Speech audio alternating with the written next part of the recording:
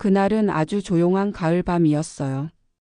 시간은 새벽 3시쯤. 유리는 깊은 잠에 빠져 있었는데 갑자기 현관문이 쿵쿵 울리는 소리에 깜짝 놀라 깨어났어요. 쿵 마이너스 소리가 너무 다급해서 처음엔 꿈인가 싶었죠. 70평생 새벽에 누가 찾아올 일이 있겠어요? 할머니, 할머니. 낯선 남자의 목소리였는데 굉장히 다급하고 절박하게 들렸어요. 마치 큰일이라도 난 것처럼요. 유리는 가슴이 철렁했어요. 혹시 무슨 사고라도 났나 싶어 허둥지둥 침대에서 내려와 문으로 달려갔죠. 누구세요? 할머니. 저예요. 지성이에요. 1층 지성. 아, 지성이었구나. 그제야 유리는 안심했어요. 지성은 1층에 월세로 살고 있는 청년이었죠. 21~22살 된 편의점에서 야간 아르바이트를 하는 조용한 아이였어요. 가끔 복도에서 마주치면 늘 정중하게 인사하고 무거운 짐이라도 들고 있으면 말없이 도와주곤 하는 착한 청년이었죠. 왜 그래, 지성아? 문고리에 손을 얹으려는 찰나 지성의 목소리가 귓가에 꽂혔어요. 할머니, 빨리 도망가세요. 그 말에 온몸에 소름이 돋았어요. 도망가라고? 왜? 무엇 때문에? 머릿속이 하얘졌지만 이상하게도 몸이 먼저 반응했어요. 손이 저절로 움직여서 현관문 빗장을 풀었죠. 문을 열자마자 지성의 창백한 얼굴이 보였어요. 평소와는 완전히 다른 모습이었죠. 눈이 동그랗게 커져 있고 이마엔 식은땀이 송골송골 맺혀 있었어요. 지금 당장 빨리요. 지성은 숨을 헐떡이며 유리의 손목을 잡고 속삭였어요. 무슨 일인데? 나중에 설명할게요. 지금은 그럴 시간이 없어요. 지성의 목소리에 담긴 절박함이 유리를 완전히 깨웠어요. 이건 장난이 아니었어요. 정말로 급한 상황이었죠. 유리는 더는 묻지 않고 급히 작은 여행 가방 하나를 들고 집을 나섰어요. 생각해보니 그 가방 안에는 평생의 재산인 통장 몇 개랑 인감도장, 그리고 몇 푼 안 되는 비상금 정도가 전부였죠. 지성이 유리의 팔을 붙잡고 계단을 내려갔어요. 그의 손이 덜덜 떨리고 있다는 것이 느껴졌죠. 지성도 무서워하고 있었던 거예요. 그 모습을 보니 유리도 덩달아 가슴이 두근거리기 시작했어요. 지성아, 도대체 무슨 일이야? 지성은 입술에 손가락을 가져다 대며 조용히 하라는 신호를 보냈어요. 그러더니 잠시 귀를 기울이더니 고개를 끄덕였죠. 뭔가를 확인한 것 같았어요. 뒷문으로 나가요. 빨리. 두 사람은 건물 뒤편으로 돌아 골목으로 나섰어요. 새벽 공기가 차갑게 뺨을 스쳤죠. 가로등 불빛이 희미하게 길을 비추고 있었고 길고양이 한 마리가 쓰레기통을 뒤지다가 두 사람을 보고 후다닥 도망갔어요. 모든 게 평소와 다름없는 평범한 새벽이었죠. 그런데 왜 이렇게 뛰쳐나와야 했을까요? 그때였어요. 쿵. 유리가 살던 2층에서 무거운 소리가 들렸어요. 뭔가 단단한 것이 바닥에 떨어지는 소리 같았죠. 지성과 유리는 동시에 위를 올려다봤어요. 유리의 방 창문으로 희미한 불빛이 새어나오고 있었죠. 분명 유리가 나올 때는 전등을 끄고 나왔는데 말이에요. 저게 뭐야? 할머니, 더 멀리 가요. 지성이 유리의 손을 이끌었어요. 하지만 유리는 자꾸만 뒤를 돌아보게 됐죠. 자기 집에서 무슨 일이 일어나고 있는 걸까요? 그리고 지성은 어떻게 그걸 미리 알았던 걸까요? 골목 끝에서 두 사람은 멈춰 섰어요. 지성이 휴대폰을 꺼내 어디론가 전화를 걸더니 짧게 지금이요. 라고 말했죠. 그리고는 전화를 끊고 유리를 돌아봤어요. 할머니, 이제 말씀드릴게요. 그의 얼굴이 가로등 불빛에 어둡게 반쯤 가려져 보였어요. 마치 영화의 한 장면 같았죠. 긴장감이 흐르는 밤의 장면 말이에요. 지성이 말을 시작하려는 순간 저 멀리서 차 소리가 들렸어요. 검은 승용차 한 대가 두 사람이 살던 건물 앞에 멈춰 섰죠. 차에서 두 명의 남자가 내렸어요. 어둠 속이라 얼굴은 보이지 않았지만 뭔가 심상치 않은 분위기였죠. 저 사람들이 누구야? 할머니 친척들이에요. 지성의 대답에 유리는 순간 숨이 막혔어요. 친척이라고? 새벽 3시에 남의 집에 침입하는 게 친척이라고요? 하지만 곧 끔찍한 추측이 머릿속을 스쳤어요. 혹시 저 친척이라는 게 설마 할머니의 조카분하고 그 남편분이에요? 그 순간 유리의 온몸에 피가 거꾸로 도는 것 같았어요. 연아와 형우가 새벽에 자기 집에 왔다고요?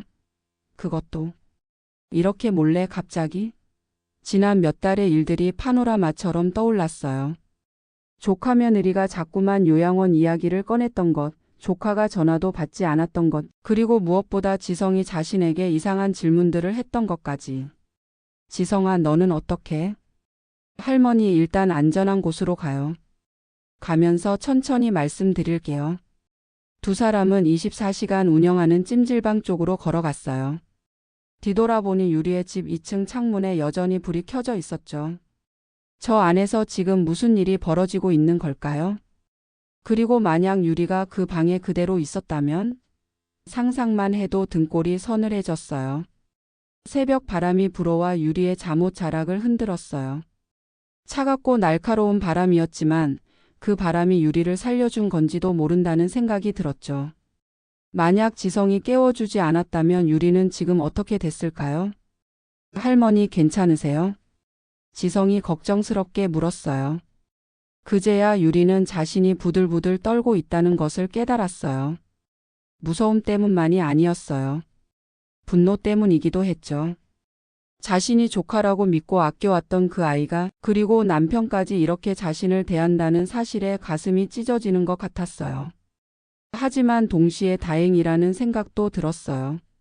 지성이라는 천사 같은 청년 덕분에 목숨을 구했으니까요. 만약 이 아이가 없었다면 유리는 지금쯤. 고마워 지성아. 유리가 떨리는 목소리로 말하자 지성이 씁쓸하게 웃었어요. 아직 고마워하시기엔 일러요 할머니. 이제 시작이거든요.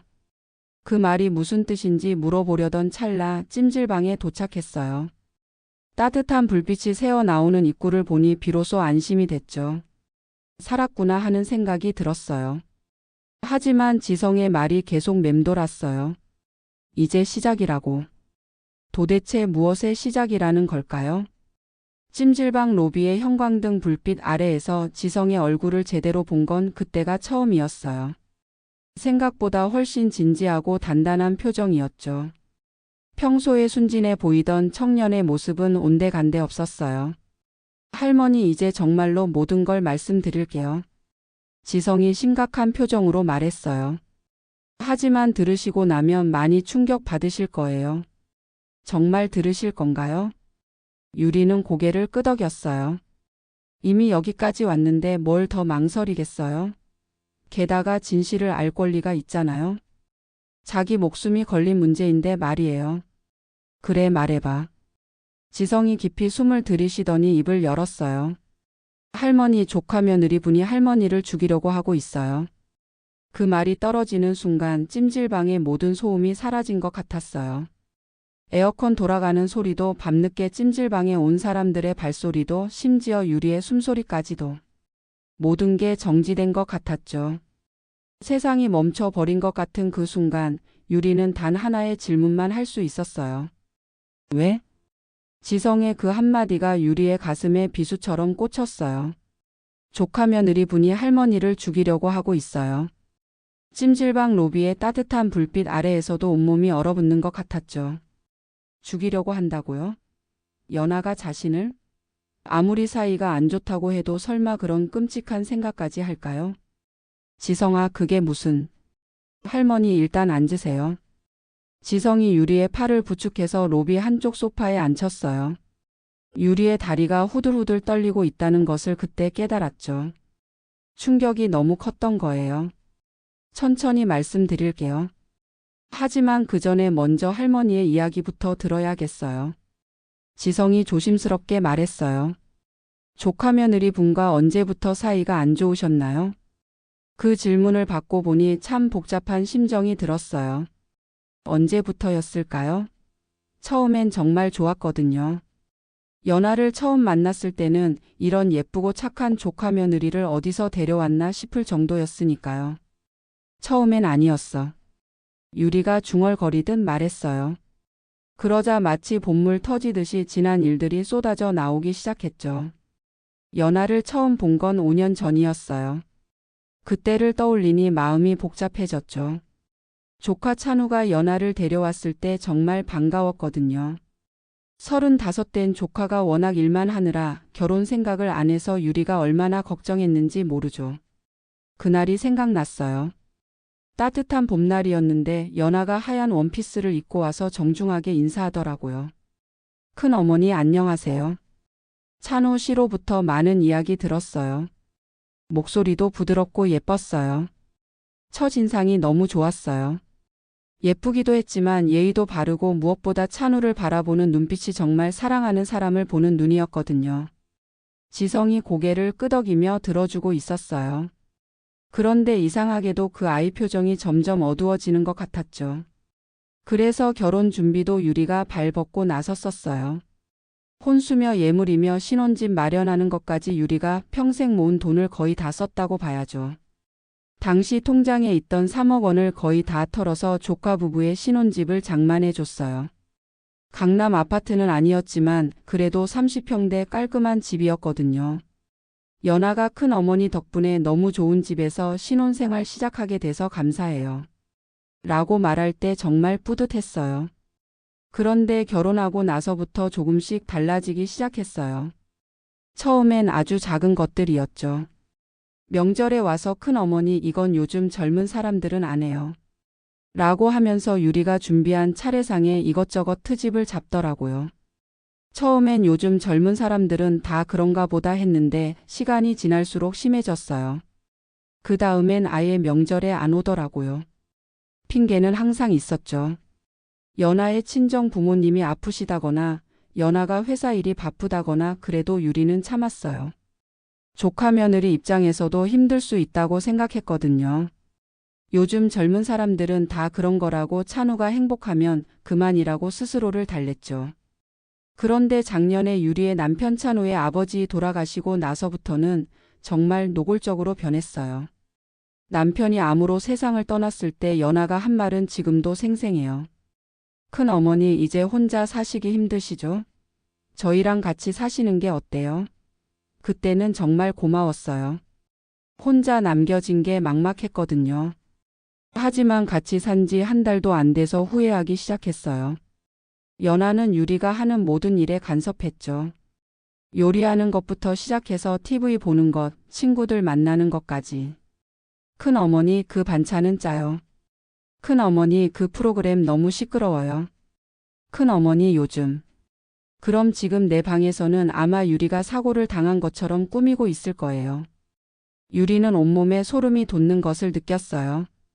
만약 지성이 깨워주지 않았다면 유리는 지금쯤 이미. 지성아 고마워. 정말 고마워. 유리의 목소리가 떨렸어요.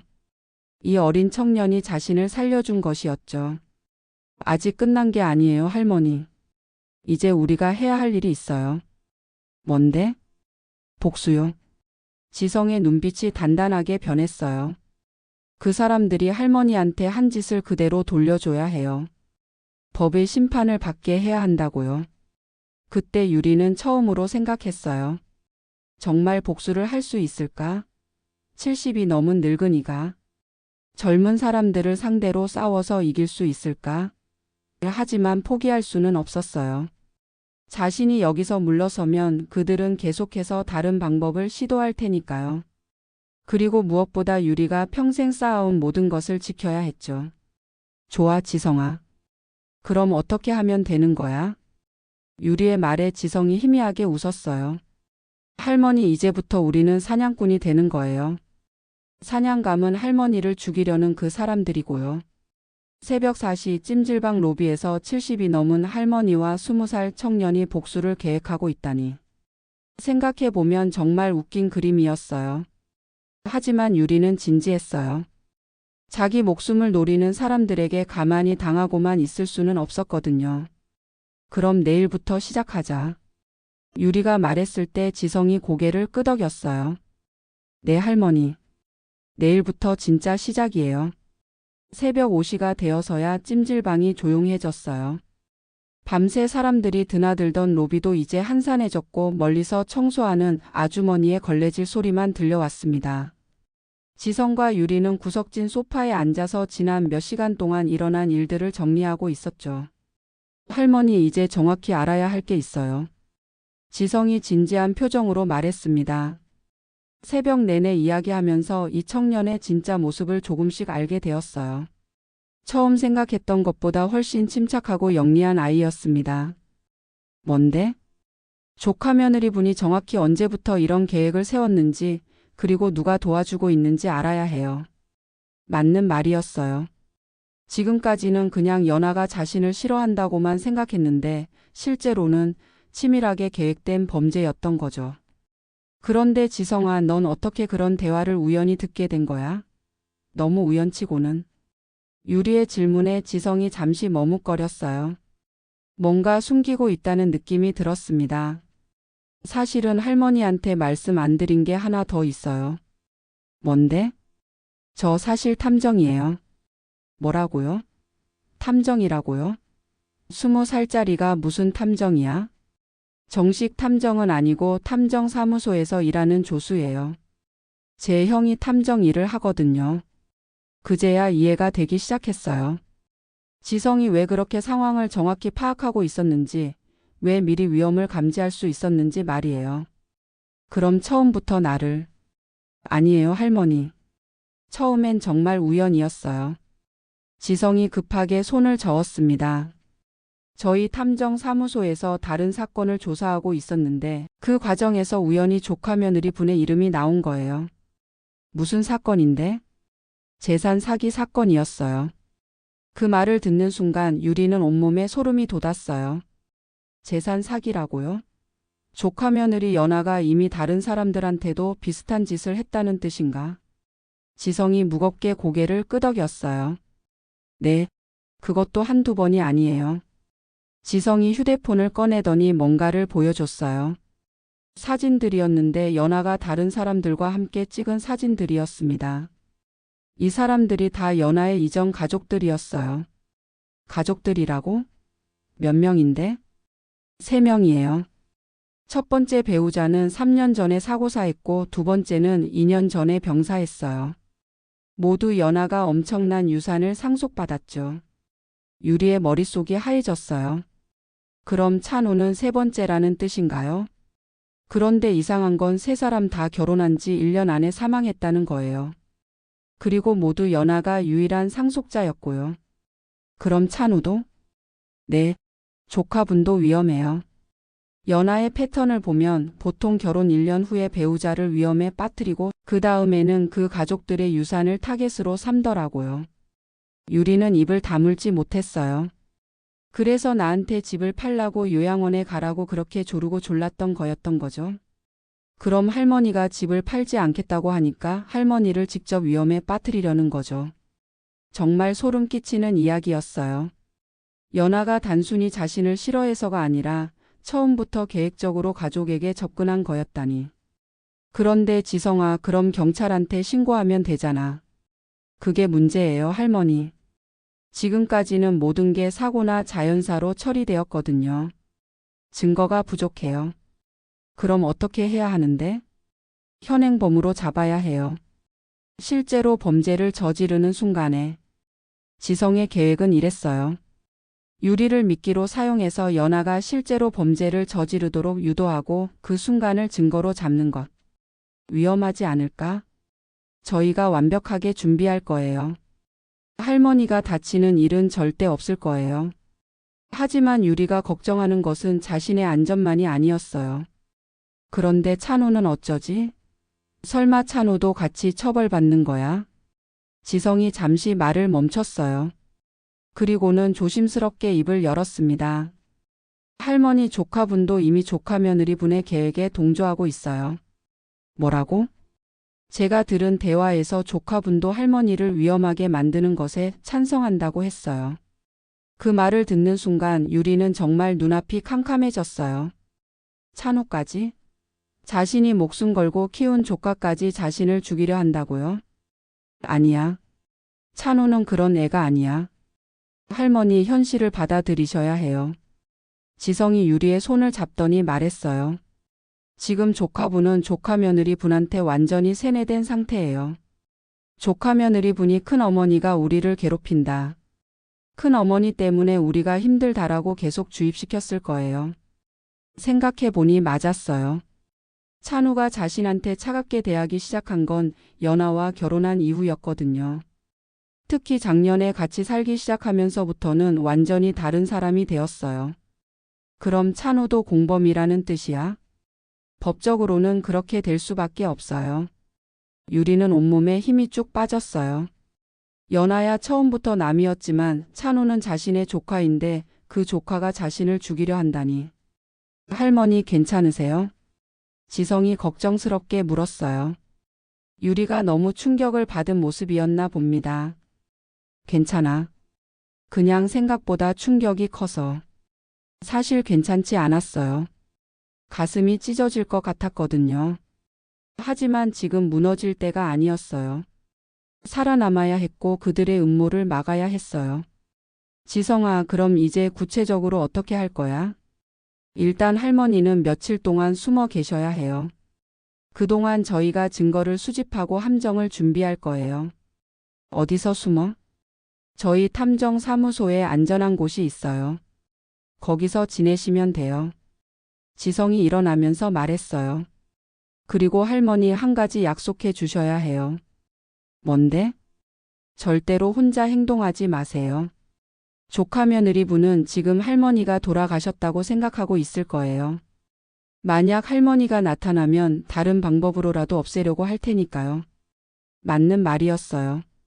지금 연하는 자신을 처치했다고 생각하고 있을 텐데 갑자기 자신이 나타나면 당황할 거예요. 그러면 더 위험한 방법을 쓸지도 모르고요. 알겠어. 내 말대로 할게. 그럼 이제 가요. 형한테 연락해서 차 보내달라고 할게요. 두 사람은 찜질방을 나섰어요. 밖은 여전히 어두웠지만 동쪽 하늘이 조금씩 밝아오고 있었습니다. 새벽 공기가 차갑게 뺨을 스쳤어요. 할머니 후회 안 하세요? 길을 걸으면서 지성이 물었어요. 뭘? 조카분까지 처벌받을 수도 있는데. 유리는 잠시 생각해 봤어요. 찬우는 자신의 조카예요. 자신이 10달 동안 뱃속에 품고 키운 건 아니지만 늘 친아들처럼 아껴온 소중한 조카. 그런 조카가 감옥에 갈 수도 있다고 생각하니 가슴이 아팠어요. 하지만 더 중요한 건 진실이었어요. 그리고 정의였고요. 후회 안 해. 유리가 단호하게 말했어요. 잘못한 사람은 처벌받아야 해. 그게 내 조카라고 해도 말이야. 지성이 고개를 끄덕였어요. 할머니가 정말 대단하세요. 대단하긴. 그냥 살고 싶을 뿐이야. 그때 검은색 승용차 한 대가 두 사람 앞에 멈춰 섰어요. 지성이 손을 흔들자 차 안에서 사람이 내렸습니다. 지성보다 조금 큰 남자였는데 아마 지성이 말한 형인 것 같았어요. 형, 이분이 제가 말씀드린 할머니예요. 안녕하세요, 할머니. 저는 김민우라고 해요. 지성 형이고 탐정 일을 하고 있습니다. 민우라는 청년이 정중하게 인사했어요. 지성과 비슷하게 생겼는데 더 성숙해 보였습니다. 고생 많으셨을 거예요. 차에 타세요. 차는 따뜻했어요. 히터가 켜져 있어서 얼었던 몸이 조금씩 녹는 것 같았습니다. 할머니 지금부터 며칠 동안 힘드실 거예요. 민우가 백미러로 유리를 보며 말했어요. 하지만 끝까지 버텨주시면 반드시 정의를 구현해 드릴게요. 고마워요, 민우 씨. 유리는 정말 고마웠어요. 이 낯선 형제가 자신의 목숨을 구해줬을 뿐만 아니라 악한 사람들을 처벌하기 위해서까지 도와주다니. 차가 도시를 가로질러 달렸어요.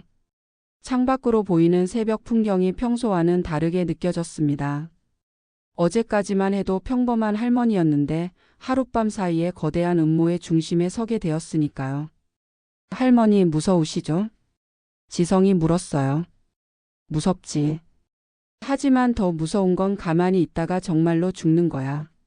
맞아요. 할머니가 용감해서 다행이에요. 용감하다니요?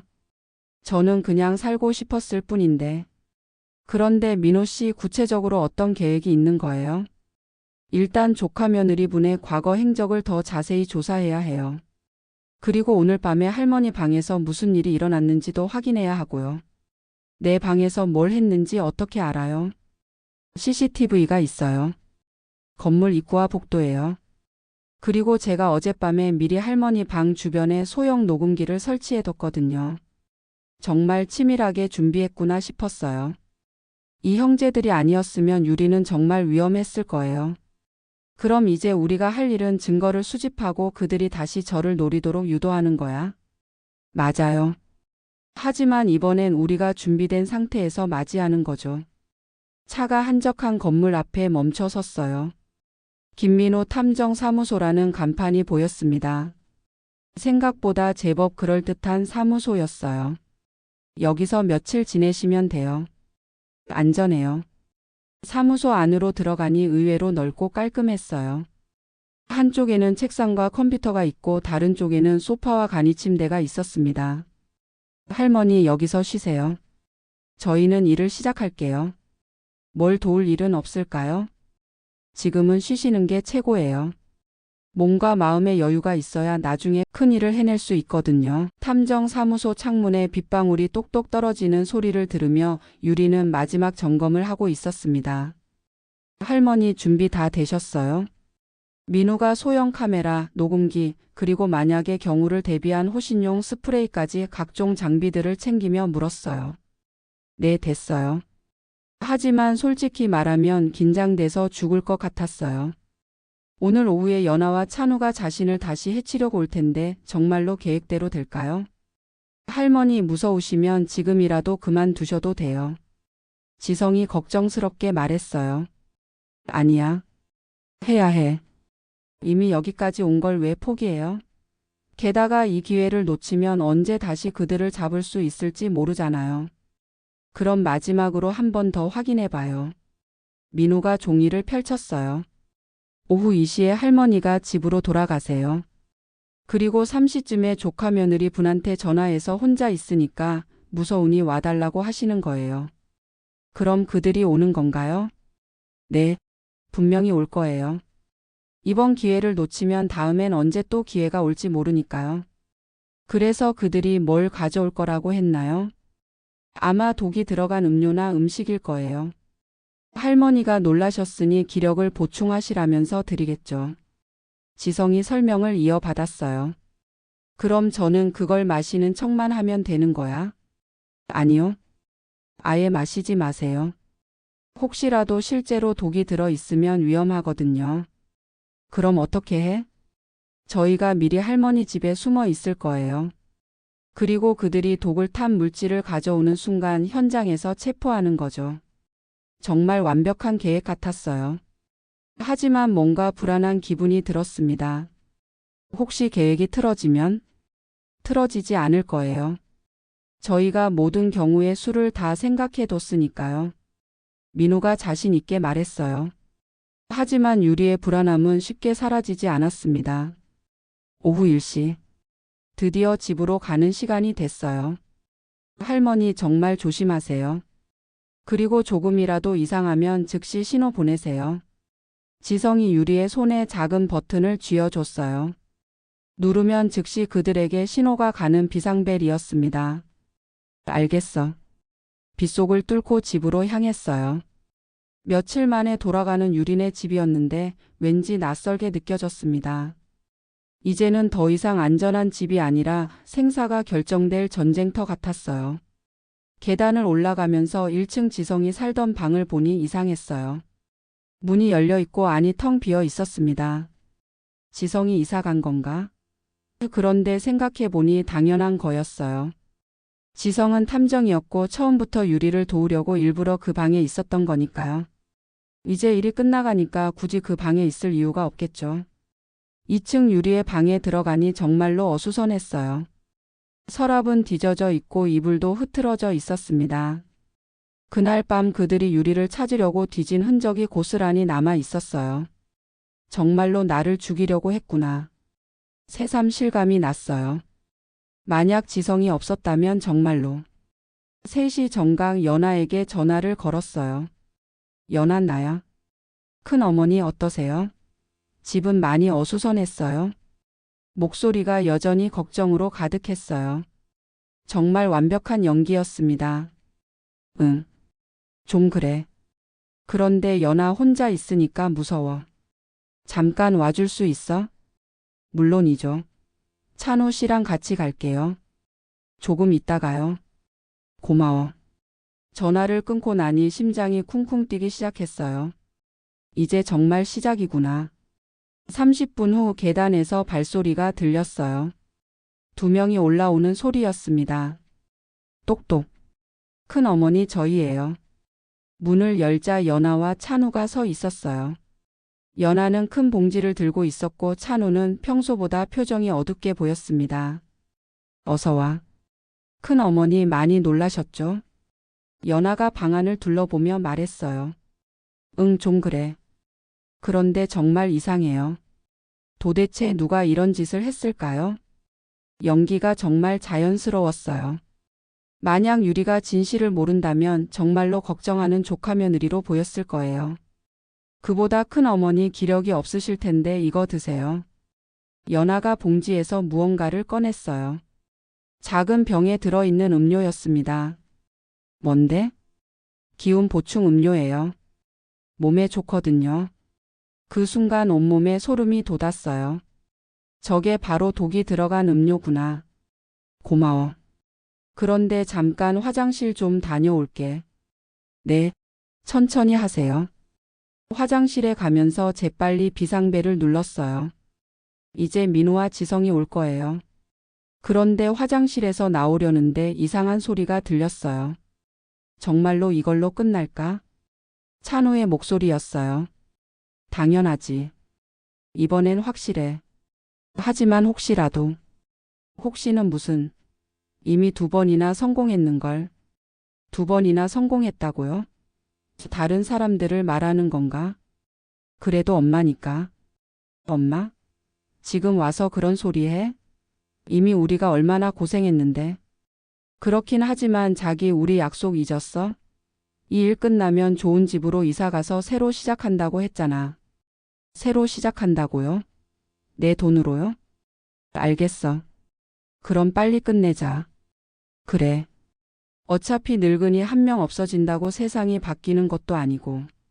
늙은이 1명이라고요? 자신을 말하는 건가? 가슴이 미어졌어요. 찬우가 정말로 자신을 그렇게 생각하고 있었다니. 자신이 평생을 바쳐서 키운 조카가 자신을 그냥 없어져도 되는 늙은이로 본다니. 화장실에서 나왔어요. 큰 어머니 괜찮으세요? 얼굴이 안 좋아 보여요.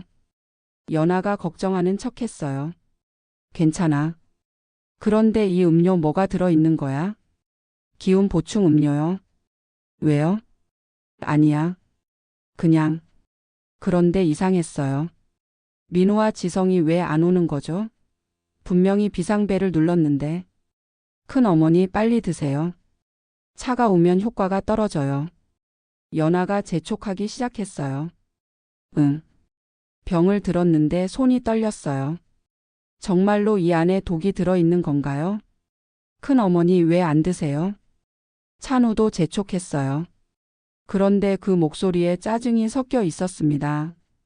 그냥 목이 별로 안 마르네. 몸이 안 좋으실 때일수록 더 챙겨 드셔야죠. 연아의 목소리가 점점 날카로워지고 있었어요. 그때 문득 깨달았어요. 민우와 지성이 오지 않는 게 아니라 올 수 없는 거구나. 혹시 1층에 있던 지성은 어디 갔어? 유리의 질문에 연아와 찬우의 표정이 순간 굳어졌어요. 지성이요? 누구죠? 1층에 살던 청년이야. 아, 그 사람이요? 어제 이사 갔던데요? 거짓말이에요. 지성은 탐정이었고 유리를 도우려고 거기 있었던 거니까요. 이상하네. 왜 갑자기? 큰어머니 그런 건 나중에 생각하시고 일단 이거부터 드세요. 연아가 강압적으로 병을 유리의 입에 갖다 댔어요. 그 순간 유리는 알았어요. 뭔가 잘못됐다는 걸. 민우와 지성은 오지 않을 거예요. 그리고 유리는 혼자서 이 상황을 해결해야 하는 거예요. 싫어. 유리가 병을 밀어냈어요. 큰 어머니 안 마실 거예요? 왜요? 몸에 좋은 건데. 좋은 게 아니잖아. 독이잖아. 그 말이 떨어지자마자 방 안의 분위기가 완전히 바뀌었어요. 연아의 얼굴에서 가짜 미소가 사라졌고 찬우도 당황한 표정을 지었습니다. 큰 어머니 무슨 소리세요? 다 알고 있어, 연아. 내가 누군지 그동안 뭘 했는지 다 알고 있다고. 연아가 웃었어요.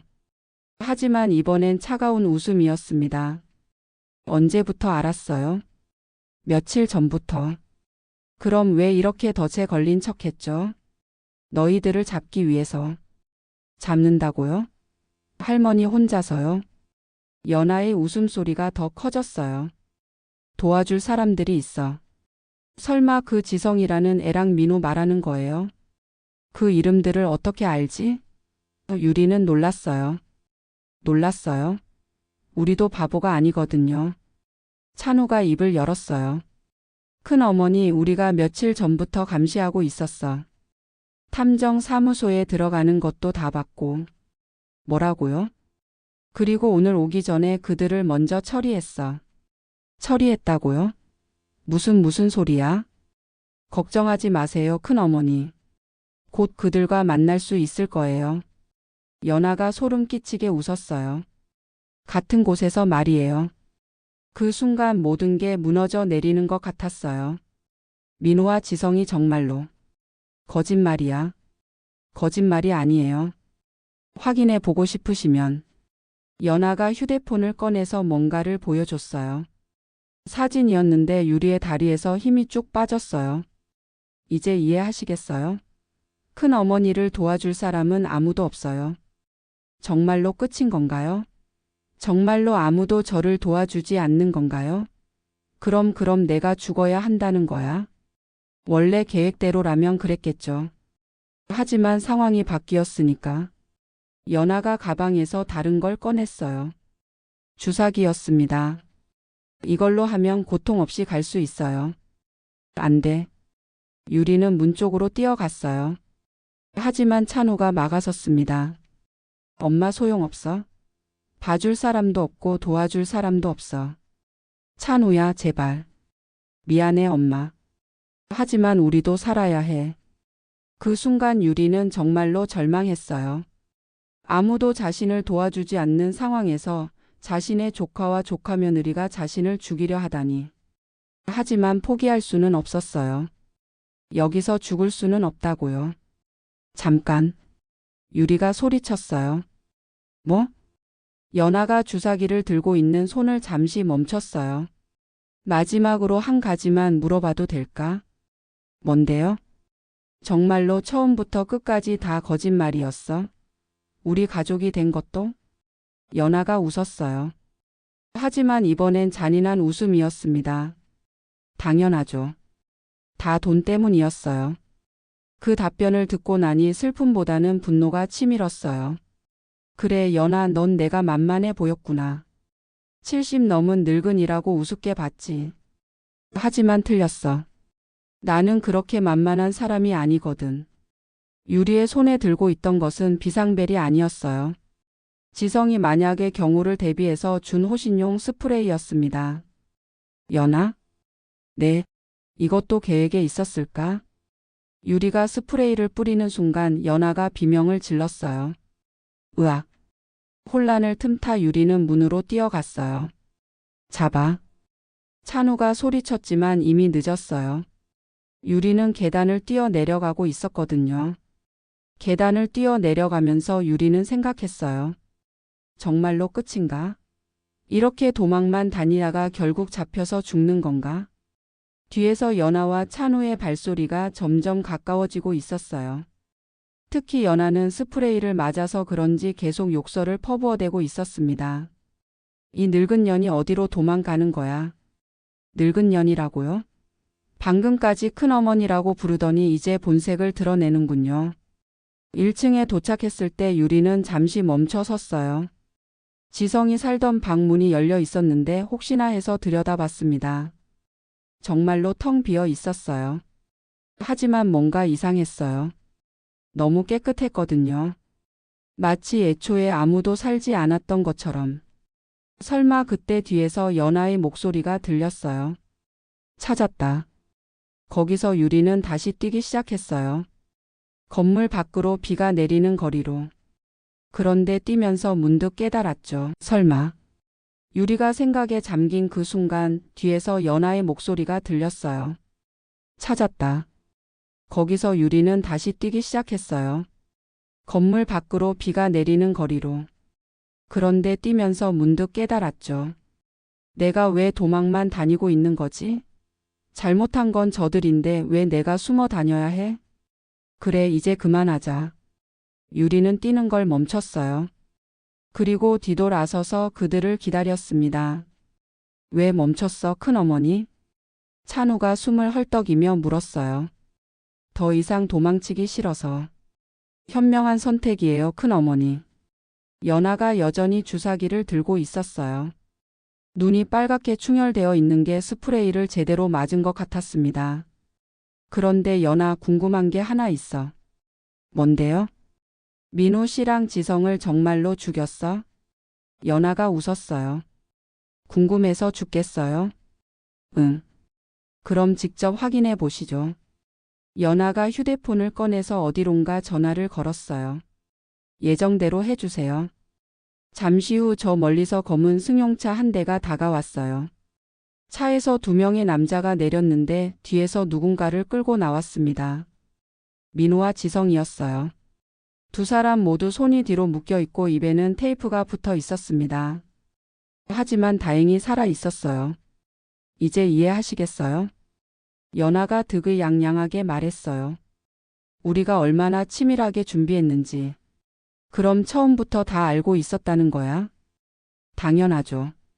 큰 어머니가 탐정 사무소에 들어가는 것부터 다 보고 있었다니까요.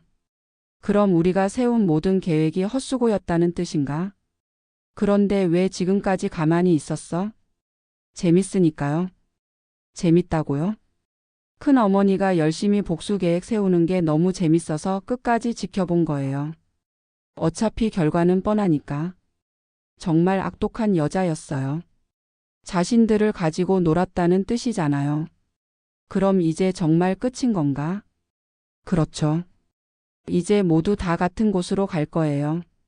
연아가 주사기를 들고 다가왔어요. 잠깐. 유리는 손을 들었어요. 마지막으로 하고 싶은 말이 있어. 뭔데요? 미안해. 뭐가요? 내가 이렇게 될 때까지 모른 척한 것. 연아가 어이없다는 표정을 지었어요. 지금 와서 그런 소리 해봤자. 아니야. 유리가 그의 말을 끊었어요. 내가 미안하다고 한 건 너한테가 아니야. 그럼 누구한테요? 유리는 하늘을 올려다 봤어요. 우리 남편한테 조카를 이렇게 못난이로 키워서 미안하다고. 그 순간 찬우의 얼굴이 일그러졌어요. 큰 어머니. 그리고 내 자신한테도 미안해. 이런 못된 조카 며느리를 받아들여서. 큰 어머니. 닥치세요. 연아가 소리쳤어요. 이제 그만. 조용히 마지막으로 하나만 더. 너희들한테도 미안해. 우리한테요? 응. 너희들이 이렇게 호락호락하지 않은 나를 만났다고 생각해서. 그 말이 떨어지자마자 주변에서 갑자기 사이렌 소리가 울렸어요. 순찰차들이 사방에서 나타났어요. 1대, 2대, 3대, 무려 5대나 되었습니다. 뭐야? 연아가 당황해하며 주변을 둘러봤어요. 어떻게 된 거야? 경찰들이 차에서 내려서 3사람을 포위했어요. 손들어. 전부 꼼짝 마. 이상해 어떡해? 연아가 중얼거렸어요. 궁금해? 유리가 웃으며 말했어요. 그럼 내가 알려줄게. 유리는 재킷 안쪽에서 작은 녹음기를 꺼냈어요. 이게 뭔지 알아? 녹음기. 설마. 맞아. 너희들이 한 말 전부 다 녹음됐어. 사실 이 녹음기는 지성이 만약의 경우를 대비해서 나한테 준 거였어. 비상벨과 스프레이와 함께 말이야. 그리고 이것도. 유리는 작은 송신기도 꺼냈어요. 실시간 중계였어. 경찰서에서 다 듣고 있었다고. 연아의 얼굴이 새하얘졌어요. 그럼 처음부터. 맞아. 내가 연기한 거야. 사실 민호 씨와 지성이 사라진 걸 확인한 순간부터 나는 새로운 계획을 세웠어. 혼자서라도 너희들의 범행을 녹음하고 경찰에게 증거를 제공하는 거였지. 그런데 어떻게 우리가 그들을 납치한 걸 알았어요? 몰랐어. 하지만 너희들이 뭔가 준비했을 거라고 생각했지. 정말로는 전혀 몰랐어. 하지만 뭔가 이상하다는 건 느꼈거든. 그래서 경찰한테 미리 연락해 둔 거야. 혹시라도 위험한 상황이 되면 즉시 출동해 달라고. 언제요? 어젯밤에. 어젯밤 탐정사무소에서 나온 후 나는 바로 경찰서에 갔어. 그리고 지금까지의 모든 상황을 설명하고 오늘 일어날 일에 대비해 달라고 했지. 하지만 증거가 없으면. 이제 있잖아.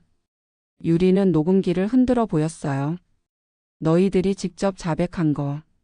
이거면 충분하지 않을까?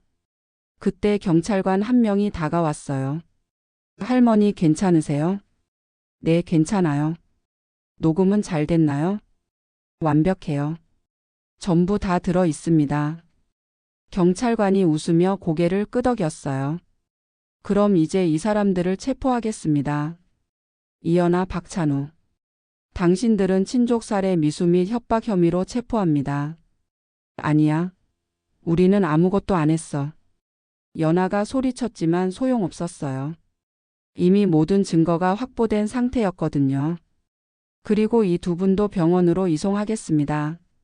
민호와 지성을 구급차로 옮기면서 지성이 유리를 보고 웃었어요. 테이프가 붙어 있어서 말은 못했지만 눈빛으로 잘하셨어요. 라고 하는 것 같았어요. 모든 게 끝난 후 유리는 혼자 집으로 돌아왔어요. 비는 그쳤고 서쪽 하늘에 노을이 지고 있었습니다. 정말 아름다운 노을이었어요. 2층 유리의 방에 올라가서 창문을 열고 밖을 내다봤어요. 며칠 전까지만 해도 이 창문 너머로 도망쳤는데 이제는 당당하게 여기서 있을 수 있게 되었네요. 휴대폰이 울렸어요. 경찰서에서 온 전화였습니다. 할머니, 저희예요. 조사 결과 나왔어요. 어떻게 됐어요? 이연아는 지금까지 총 4명의 배우자를 살해한 연쇄 살인범이었어요. 그리고 박찬우는 공범으로 확정됐고요. 4명이나요? 생각보다 더 많았네요. 그럼 형량은 어떻게 될까요? 이연아는 무기징역 이상, 박찬우는 최소 20년 이상은 받을 것 같아요.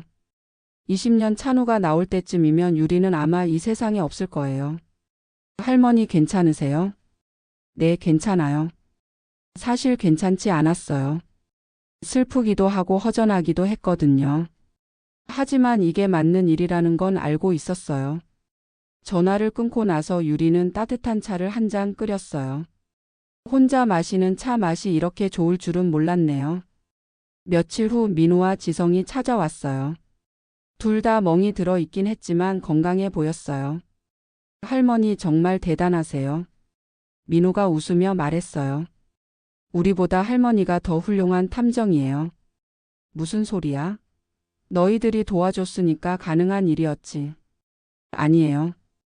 마지막에 혼자서 모든 걸 해결하신 건 정말 대단해요. 지성도 고개를 끄덕였어요. 할머니 덕분에 더 큰 사건을 해결했어요. 이연아가 앞으로 더 많은 사람을 해칠 뻔했거든요. 그렇게 생각하니 기분이 좀 나아졌어요. 자신이 한 일이 다른 사람들에게도 도움이 되었다니. 그런데 할머니 앞으로 뭘 하실 거예요? 민호가 물었어요. 글쎄 아직 생각 못 해봤어. 사실 앞으로가 막막했어요. 조카도 없고 조카 며느리도 없고 이제 정말로 혼자가 된 거잖아요. 혹시 저희와 함께 일해보시는 건 어떠세요? 뭐라고? 탐정 일 말이에요. 할머니 같은 분이 있으면 정말 도움이 될 것 같은데요. 탐정이라고요? 70 넘은 할머니가요? 할머니 진짜 생각해 보세요. 지성도 거들었어요. 할머니처럼 용감하고 지혜로운 사람이 어디 있어요? 용감하고 지혜롭다니. 자신을 그렇게 보는 사람이 있다는 게 신기했어요. 좀 생각해 볼게. 네. 천천히 생각해 보세요. 그날 밤 유리는 오랜만에 푹 잤어요. 악몽도 없고 중간에 깨는 일도 없이 아침까지 깊이 잠들었습니다. 꿈에서는 남편이 나왔어요. 젊었을 때의 모습으로 나타나서 자신한테 웃으면서 말하더라고요. 여보 고생했어. 정말 잘했어. 여보 이제 새로 시작해. 남은 인생을 내가 원하는 대로 살아. 꿈에서 깨고 나니 눈물이 나더라고요. 하지만 슬픈 눈물이 아니라 기쁜 눈물이었어요. 그날 아침 유리는 민우에게 전화를 걸었어요. 민우 씨 저예요. 할머니 어떻게 된 거예요? 탐정 일 해보고 싶네요. 정말요? 네. 저 같은 할머니를 괴롭히는 나쁜 사람들이 또 있을 텐데 그런 사람들을 잡고 싶어요. 와 정말 좋아요 할머니.